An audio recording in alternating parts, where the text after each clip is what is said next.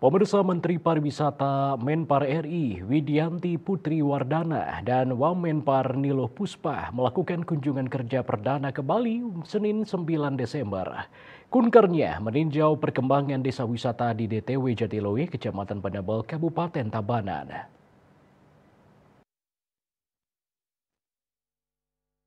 Menurut Kepala Dinas Pariwisata di Spar Bali, Cok Bagus Pemayun, kunker perdana Menpar ini merupakan bentuk komitmen pemerintah pusat melalui Kemenpar, mengingat Bali merupakan lokomotif pariwisata Indonesia yang menyumbangkan hampir 50% lebih kunjungan wisatawan. Kehadiran Menpar ke Bali untuk melihat langsung kondisi real di lapangan, terutama bagaimana kemacetan yang terjadi selama ini. Ia mengatakan Menpar tidak ingin kemacetan terulang kembali pada saat libur Nataru tahun lalu. Bahkan dikatakannya Menpar berkomitmen menjaga Bali ke depannya. Ia menambahkan Menpar menyampaikan bagaimana Bali ini dinaikkan kelasnya menjadi Bali yang berkualitas sehingga sustainable tourism atau pariwisata berkelanjutan terwujud.